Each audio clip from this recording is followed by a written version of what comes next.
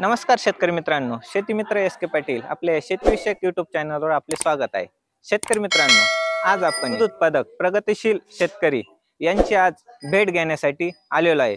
चला तर आपण त्यांच्याकडूनच अधिक जाणून घेऊ. दूध उत्पादक व्यवसायासाठी काय अजून माहिती आपल्याला मिळते. चला बघू. नमस्कार दादा, आपली ओळख? देशमुख अंकित, धांदरफळ, तालुका संगमनेर, जिल्हा अहमदनगर. आपण किती गायांपासून दूध आम्ही 2 ते 3 गायांपासून हा धंदा चालू केलाय. आता 20-25 गाया झाल्या आमच्या वाट्यात. तुम्ही गायी बाहेरून आणले का नाही, घरच्याच सगळ्या- गायींपासून तयार केलेले? सगळ्या गाया अशा घरच्या असतात, तयार केले. काही डॉक्टरच्या तर्फे नवीन कंपनीच्या सिनेम भरून तयार केलेले आहेत. एबीएस झालं, ज्युपिटर, एचएफ 100 अशा बऱ्याच प्रकारच्या व्हरायट्या तुमच्याकडे आता तयार झालेल्या आहेत. आजच्या स्थितीला तुमच्याकडे किती गायी आहेत? 14 मोठाले आहे, 5 बारकाल्या कालवडी. अच्छा, ठीक आहे. साधारणपणे तुमचं दूध कलेक्शन दररोजचं सकाळ संध्याकाळ किती होतं? 135-40 प्लस. आणि दूध काढण्यासाठी तुम्ही हाताने काढता का मशीन आहे तुमच्याकडे? आमच्याकडे आता मशीन आहे, हम्म. ते आणि त्या मशीनच्या साहाय्याने काढतो सर्व गाई.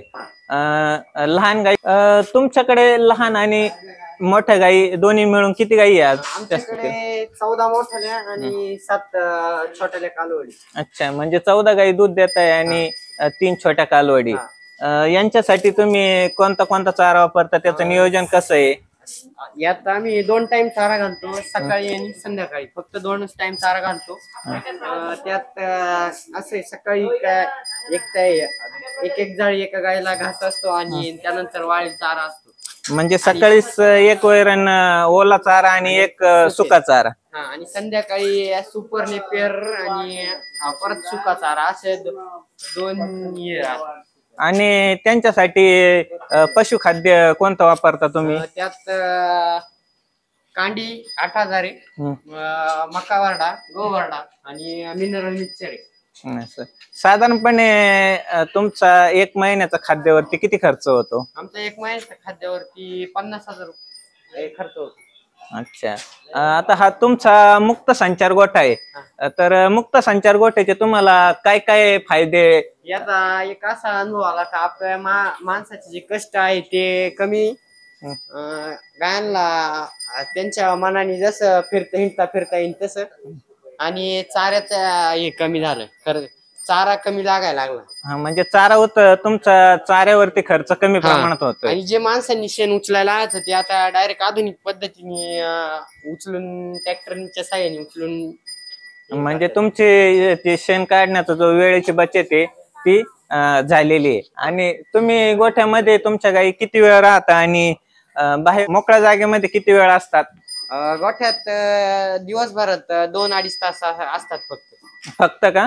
म्हणजे साधारणपणे संध्याकाळी 2 तास आणि सकाळी 2 तास? नाही, दिवसभरात 2-2.5 तास. मग साधारणपणे 21 ते 22 तास तुमच्या गाईमध्ये असतात.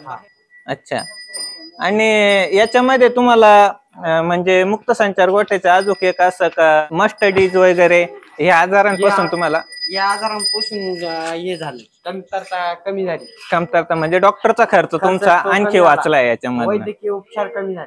अच्छा, आणि तुम्ही साधारणपणे हे मुक्त संचार मध्ये हे जे शेण आहे हे महिन्यातून 1 महिन्यातून काढता की 2 महिन्यातून काढता? जसं आपल्याला गिराईक भेटन आपल्या वावरात टाकायचं, असं ते जेव्हा आपल्याला गरज पडन तेव्हा ते करून द्यायचं, बाहेर काढायचं. म्हणजे मोकळ्या जागेमध्ये इथं पाणी पिण्याची पण गायींना पिण्याची ऑटोमॅटिक जिला जावं वाटन ती पाणी पिणार दिवसभरात कधी पण. अच्छा, आणि हे चुना का बरं याचं चुना मारण्याचं कारण काय याच्या मागचं? गव्हाणीला जे शेवळ नावाचे असतं ते कमी होतं, आणि हे गायांना पाण्यात कॅल्शियम भेटतं त्यांनी. अच्छा, आणि हे तुमच्या मुक्त संचार गोठ्यामध्ये या ज्या गावठी कोंबड्या पण फिरताय, यांचं काही इन्फेक्शन वगैरे होतं का गायींना? याचं काही इन्फेक्शन नाही, उलट जे हे शेणात काही गोचडी, काही किडा माकोडा असला का ते हे करून घेतात ते. पण बऱ्याच दूध उत्पादक शेतकऱ्यांचं म्हणणं आहे का त्या गायी गव्हाणीत वगैरे जर गेला, त्यांची विष्ठा जर झाली तर गायींना त्यापासून त्याची आपण जर काळजी केली तर त्याचं काही त्रास नाही तसा. ते आपण जिथं ते गाय चारा खात आहे, जिथं गायांचा चारा काढून ठेवलेला आहे, तिथं जर त्यांना जाऊन नाही दिलं तर त्याचा काही प्रॉब्लेम नाही. त्यांचं कोंबड्यांचं नियोजनच असं करायचं की फक्त जे मोकळ्या जागेत आहे तिथंच फिरल्या पाहिजे, तुमच्या ते बंदिस्त गोठ्यामध्ये आल्या नाही पाहिजे. अच्छा. आणि तुम्ही हे जे मुक्त संचार गोठ्यामधलं हे शेण आहे, याच्या तुम्हाला काही असे पापडी वगैरे काहीच नाही, एकदम सुट्या प्रकारचं असं मोकळं खत असं तयार होते, त्यात काही हेच नाही. म्हणजे एकदम जसं प्रक्रिया केलेलं जसं कंपोस्ट खत असतं अशाच प्रकारचं खत तयार होतं. साधारणपणे हे जे मुक्त संचार गोठ्याचे किती जागा आहे? ही शेडची लांबी 80 बाय 35 ची आहे आणि बाहेरच्या कंपाऊंड 40 बाय 70 80 च आहे. अच्छा. साधारणपणे तुम्हाला या मुक्त संचार गोठा उभारण्यासाठी किती खर्च आला होता? 8 ते 9 लाख रुपये खर्च आला होता फक्त गोठ्याला आणि गायींचे वेगळं असं. म्हणजे अच्छा. गायी तर तुम्ही आता घरच्याच ब्रीड पासून तयार केलेला आहे. तुमचा हा जो चारा जो हिरवा चारा आहे हा काही बाहेर घेण्याची आवश्यकता पडते का घरच्या शेतातील? तसं नियोजन केलेलं आहे, काही वाळेल चारा काही हिरवा सर्व घरच्या शेतातला असं. साधारणपणे किती क्षेत्र चारा पिकासाठी गुंतलेलं आहे तुमचं? 2-2.5 एकर.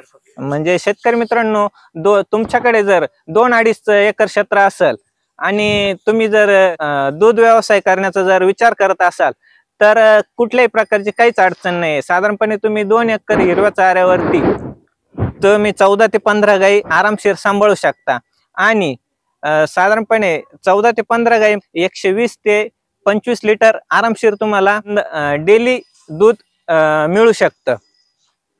तर दादा तुम्ही ह्या ज्या 14-15 गायी आहे याच्यासाठी तुम्ही किती माणसं घरातील काम करता? आम्ही 4 जण आहे. अच्छा. कोण कोण आहे तुमच्या फॅमिलीमध्ये? आई वडील, आम्ही आणि चुलते. साधारणपणे शेतकरी मित्रांनो, जास्त माणसांची पण गरज नाही. दादा तुम्ही किती वेळ काम करता याच्यामध्ये? आम्ही सकाळी 2 तास आणि संध्याकाळी 2 तास. अच्छा.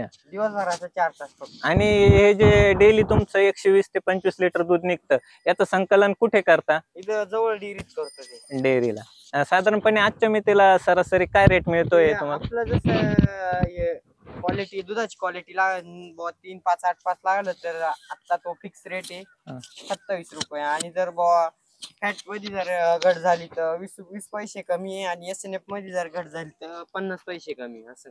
असं तर शेतकरी मित्रांनो, साधारणपणे 25 रुपये रेट जरी म्हटला आणि तुमचं 120 लिटर जरी म्हटलं तर साधारणपणे दिवसाला तुम्ही 3000 रुपये आरामशीर तुम्हाला मिळू शकतो.